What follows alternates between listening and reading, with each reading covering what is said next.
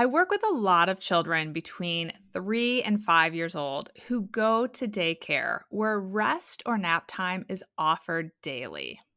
It's not uncommon for a child who is struggling with sleep at home to go into daycare and crush a nap.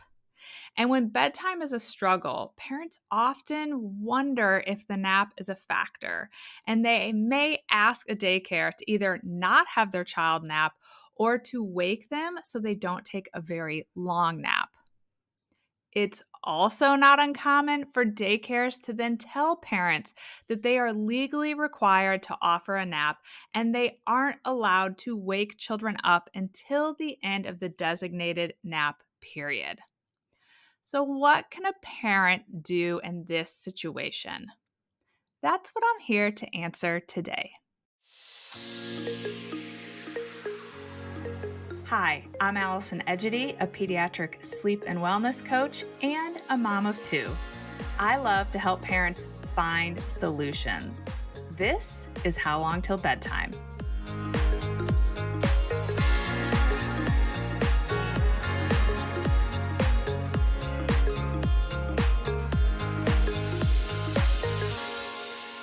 It can be very frustrating when parents cap or drop their child's weekend nap and notice that bedtime is much smoother.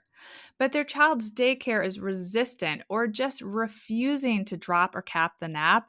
And those days where we have the long daycare nap are resulting in long, frustrating bedtimes all throughout the week when we need sleep the most.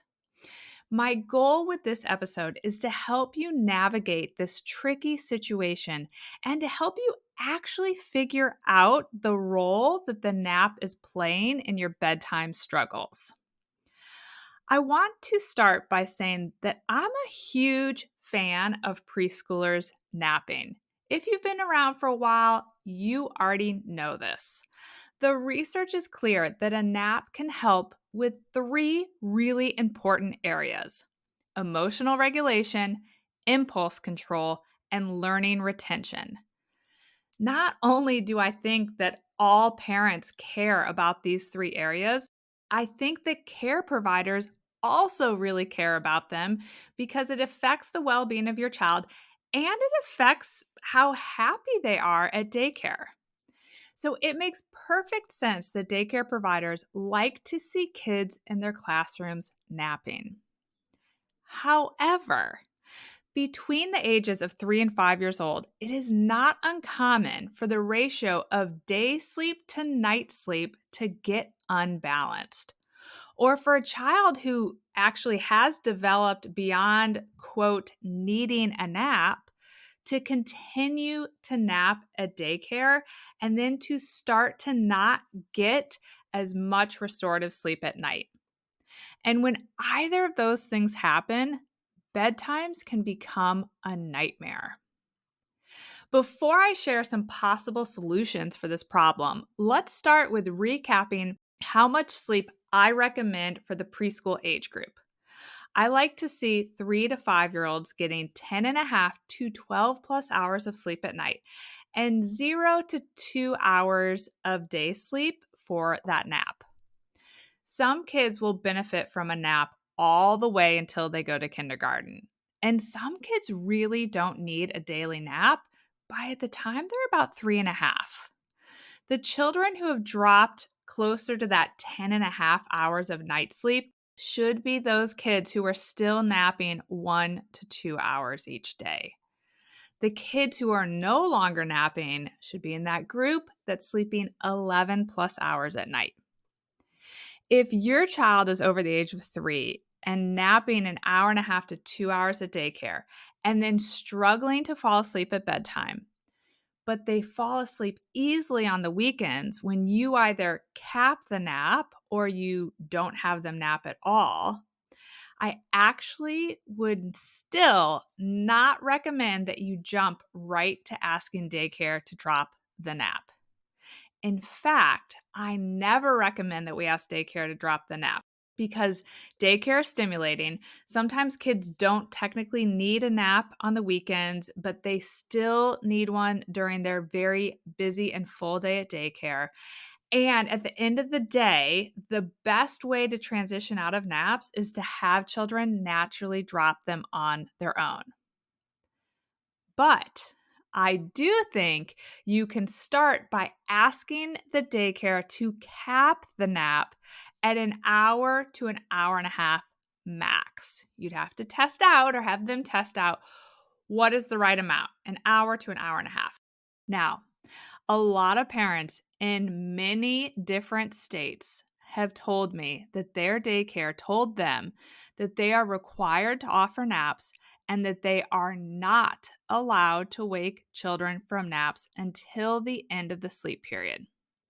If this is what you were told, it's possible that the teacher and or the daycare director misunderstands the state regulations.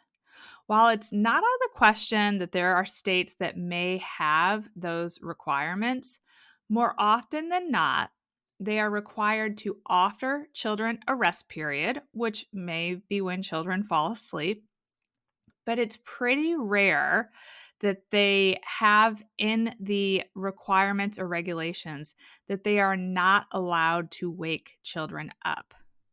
So, the first thing I recommend you do is to actually understand what is required by your state. That being said, even if you find out that your daycare can technically wake your child and you bring that to them and you get everyone on the same page with that, you may still meet resistance to capping your child's nap because typically the child to caretaker ratio is larger when children are sleeping. So, waking children can affect break times for caretakers. And it's also possible that they just know that your child is happier and easier to care for in the afternoon when they take a longer nap. Both of these can be reasonable reasons that you may meet resistance to the idea of capping the nap. So, what can you do? What you can do is prioritize getting your child well rested on the weekend. If your child is getting the proper amount of sleep on Saturday and Sunday, you can set your child up to go to daycare on Monday with a full sleep tank so that one of two things will happen. One, if they don't need a nap after being well rested and getting 2 awesome full nights of sleep, they just won't fall asleep during that rest period. Or two, they will naturally shorten their nap and wake sooner so the whole capping process isn't necessary. So, how do you go about doing that? Start by capping your child's nap to an hour to an hour and a half when they are home. Don't let them sleep after 2 or 2:30 p.m. and be sure that they aren't going to bed too late so they actually have a window to fall asleep and get 10 and a half to 12 hours of sleep. If you're no longer having your child nap on the weekends, you really want to shift that bedtime up so that they're getting 11 and a half to 12 plus hours of sleep. If you've capped or cut the nap and you are still meeting a lot of bedtime resistance on the weekend and your child isn't getting 11 plus hours of sleep on those nights, then the reality is that the nap is not the main sleep problem. It could be part of your struggles, but it's likely not the main driver. And I am a big believer that knowledge is power. Truly understanding what is and or isn't making sleep and bedtime challenging for our children is really important as far as taking a step towards finding a solution.